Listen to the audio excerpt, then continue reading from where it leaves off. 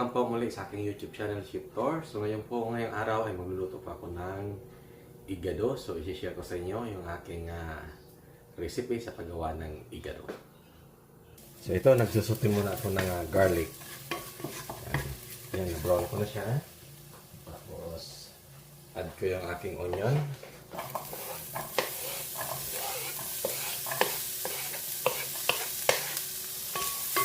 Isabay ko na rin yung aking konting ginger para pangtanggal lansa.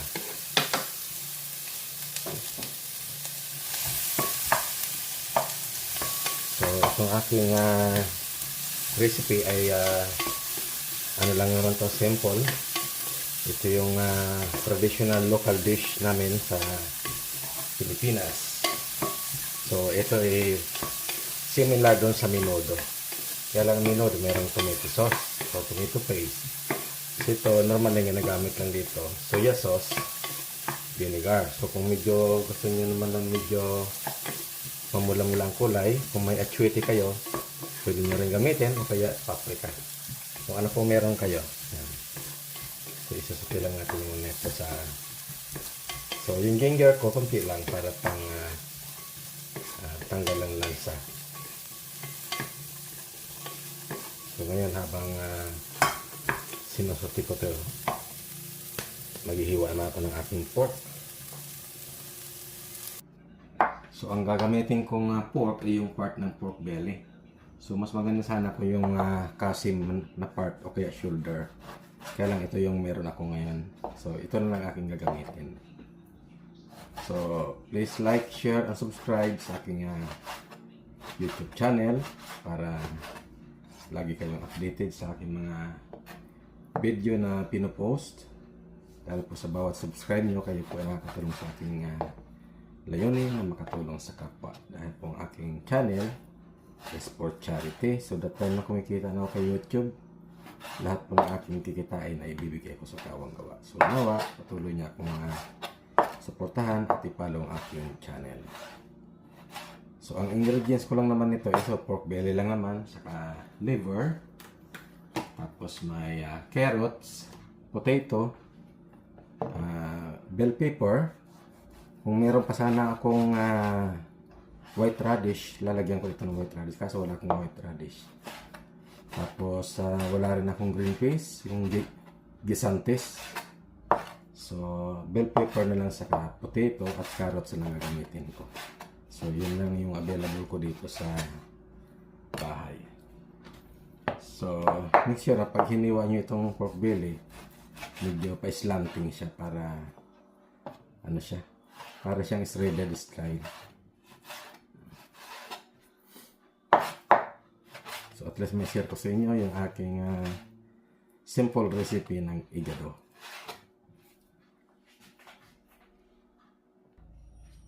So ito naman yung aking liver. So hinugasan ko ito sa warm water, may salt at vinegar para matanggal na yung lansa niya. Kasi malansa to eh. So tapos ilalagay ko to last minute. Kasi hindi maganda sa liver ang na-overcook. So pagluto na yung igado, ilagay na ito. Tapos yung vegetable isasabay na. Para ano siya, hindi siya na-overcook. Yan. So yan na, okay na yung aking garlic, saka yung onion at ginger. So ilalagay ko na yung aking pork. Yan. Sauteed na natin yan. So sa mga nagkikrave ng igado, ayan, simple recipe lang naman ito. Madaling sundan as long na meron kayong pangluto o ingredients. So ito yung aking vegetable na gagamitin. So may carrots ako, 1 piece of potato, saka 1 piece of bell pepper. So ito yung aking pinaka-vegetable. So ito lang yung available ko. Wala akong gisantes or green peas. So ito lang ang gamitin ko siya.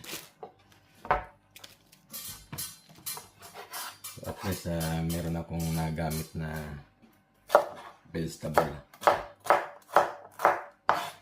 Slice mo rin ng pahaba, puro pahaba siya.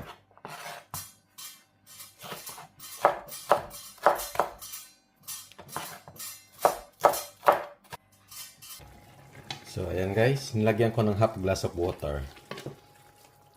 So yan yung pinaka ano niya. Kasi magtutubig pa siya eh. So ngayon, lalagyan natin siya ng seasoning. So lagyan natin ng isang vegetable cube. Tapos lalagyan ko siya ng paprika para magandang kulay niya.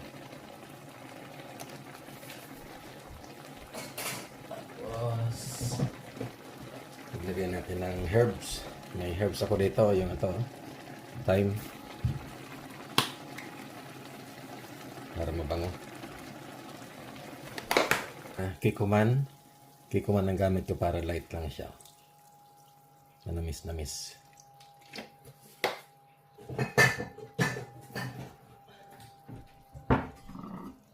Yan.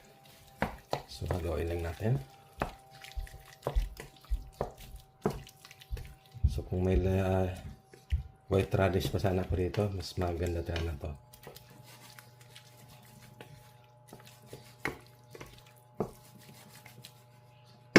So, ayan na siya.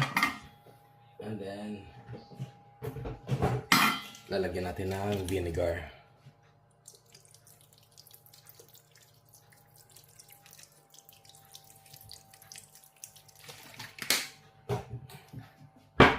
And then, simmer lang natin siya hanggang sa ang meat ay mag-tender. So, ito, okay na yung aking meat. O, tender na siya. So, i-add ko na yung aking pork liver.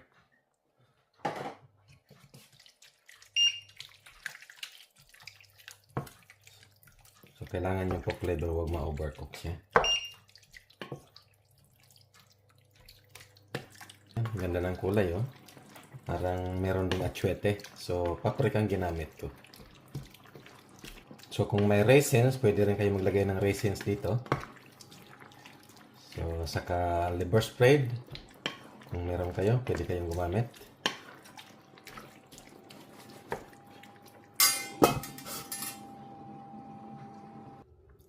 So, lagyan natin ng potato. And then, the carrots. So, ipahuli ko yung bell pepper. Kasi madali lang maluto ang bell pepper.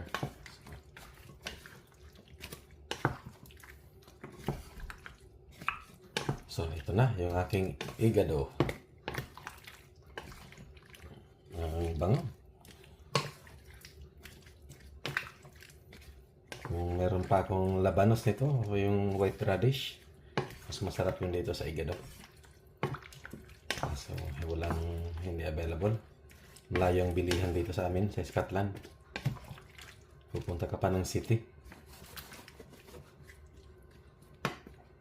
So, ayan. Antayin natin na maluto yung vegetable. And then add natin yung pepper. So, mukhang ready na yung aking... ready na. So, idadagdag ko na yung aking bell peppers.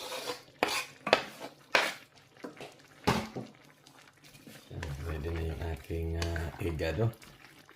So, itong bell peppers, last minute lang ito dahil pwede itong pang salad. So, mas mabango ang aroma nito pag nilagay ng last minute. Para hindi siya na-overcook. So, para maganda ang thickness ng aking igado, lalagyan natin yan ng corn flour, 1 spoon lang. Tapos ilagay lang natin yan. Medyo labnaw lang siya. And then, para yung sauce natin medyo may thickness siya. Oh, ganda.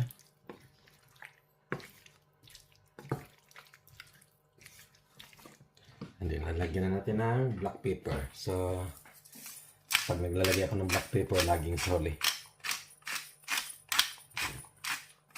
Lala pa ganito na peppercorn. Tapos crack lang natin.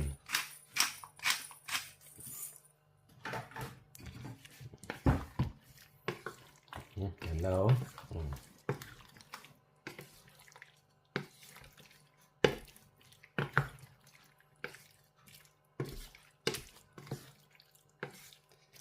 So, ayan. Huwag kayong makakalimot mag-like and share.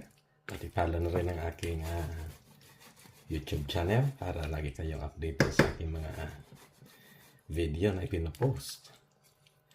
At least makapag-isip din kayo ng inyong mga lulutuin. Ayan. So, iwan lang muna natin yan ng mga 2 minutes and then ready na siya. So, ayan guys. Ready na yung aking igado. Ayan. Ako, sira na naman itong diet ko nito. Actually, request ni Mrs. ito eh. Kaya ako yung napaluto. Ayan. Tikman natin. So guys, ito na yung aking igado. Luto na. So, titikman natin.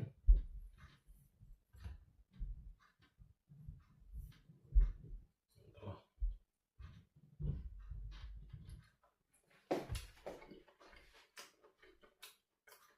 Sarap.